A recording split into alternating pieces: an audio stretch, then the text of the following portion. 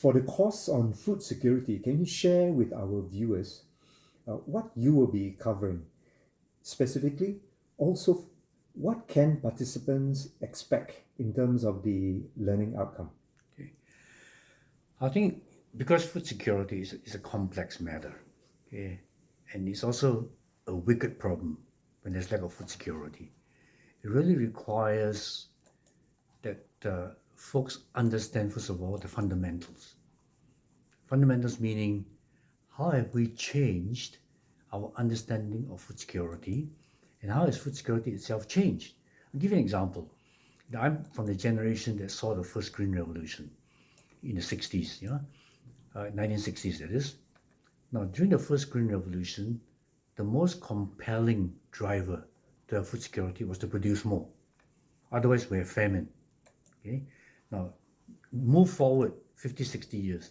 In today's environment, having enough food on its own does not constitute food security. Okay, we've got to make sure that the food is affordable, that the food is nutritious, two very key points, and also that the food is safe.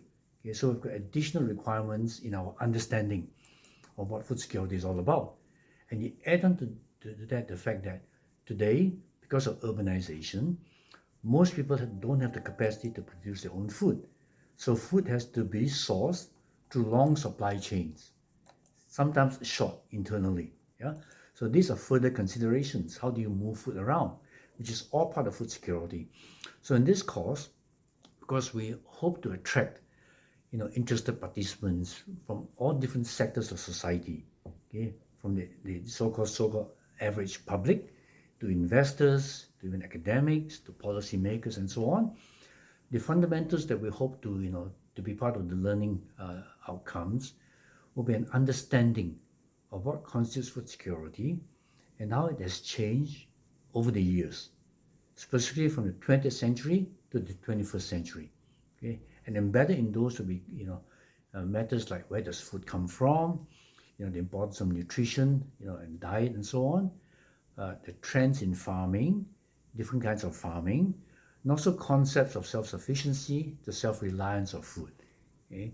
And of course, importantly, we'll be dealing with what are the factors responsible for food insecurity, what jeopardizes food security. Okay? So food insecurity, which is the flip side of food security, comes in. Okay? Understanding what it is in the short term and the long term, right? And then the supply-demand balances. Okay? Understanding the supply side issues, but also the demand side issues. Because in the end, if people don't demand food, there's no food security issue, right? So on the demand side, will be consumer preferences. How do they change? Yeah, what is the trajectory, in fact, in food preferences, especially with the increasing middle class populations here in Asia, especially. Okay, I think the West has pretty much reached its plateau in terms of middle class, but here in Asia, we're seeing phenomenal increase in the number of people reaching middle class. Okay, and we're also seeing important shifts, from plant-based diets to more protein, animal-based diets, okay, also processed food diets, yeah, in the middle class. So all these trends will be touched, as part of the fundamentals. Then, to kind of dive in deeper for specific interest groups, policy making, for example, we also want to look, part of our course on basically what are the policies, is the policy environment, okay, that helps to ensure food security at the national level and also regionally. Because one of the kind of tenets that were found through research is that today national food security depends on regional and global food security because of our interlinks between countries. Yeah, so we want to look into those. And one good example is at the national level, the balance of policies to ensure food security between what the farmer gets, what the consumer has to kind of come up with to buy food.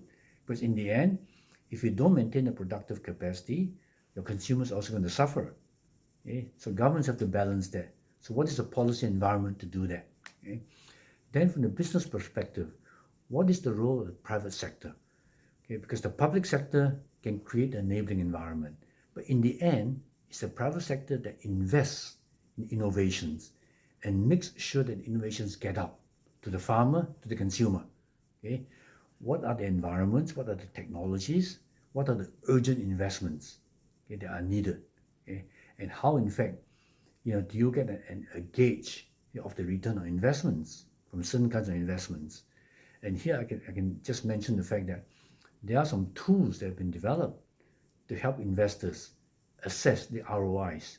Yeah, and one tool that my own team here, in Singapore has developed is a tool that helps urban agriculture investors, okay, judge, what is the relative importance of capex, okay, versus the more direct cost, okay, versus the consumer demand for certain products. How do you put all this together? Yeah, so all these software tools exist. Okay, so they'll be part of the kind of business perspectives that we hope to deal with. Okay, and then of course the third aspect is technology. We know that technology backed by science is so important, right? So what are the upcoming technologies that are worth investing in, both from the public and the private sector? I was asked to go on a mission last year before COVID-19 to Barbados to advise the Barbados government through FAO, on what are the innovations that we see coming up. And I shared with them the fact that I think there are about 8 different disruptive technologies, okay, that are going to help us going forward in the next 5 to 10 years.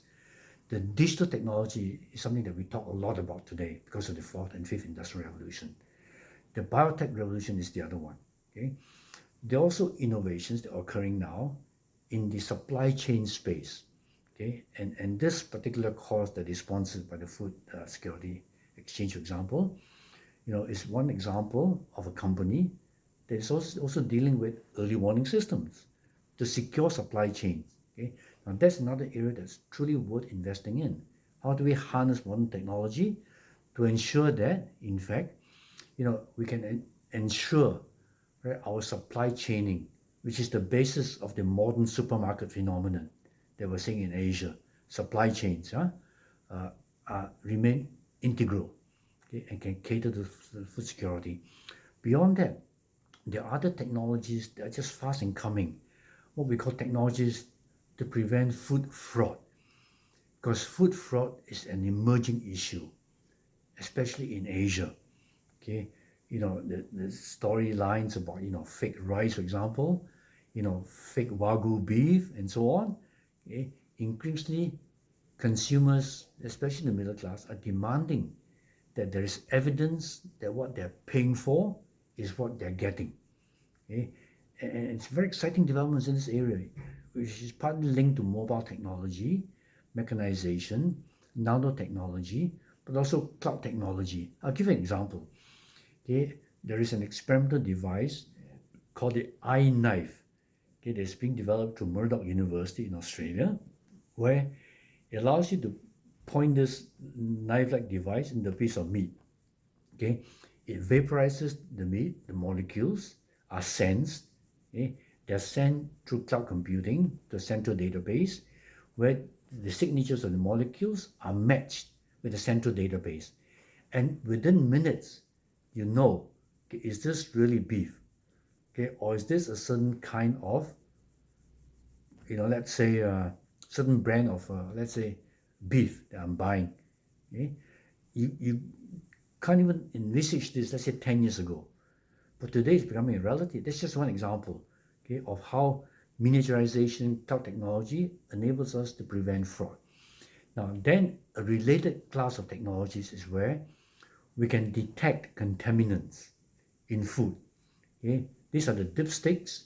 In the old days, we call them dipsticks, diagnostic kits, right? Where you dip something into the water and let's say, whether the pH is high or low. Today, the technology has advanced so much that you can, in fact, almost within minutes, tell whether a certain pesticide is present in a vegetable, in a source of water, or even in meat. Okay? But there's still a lot of work yet done because there are so many contaminants in the environment. Yeah? So that's an area that is receiving a lot of research and investment at the moment. Diagnostics, early detection of contaminants. Those are just a few that I would mention. Yeah.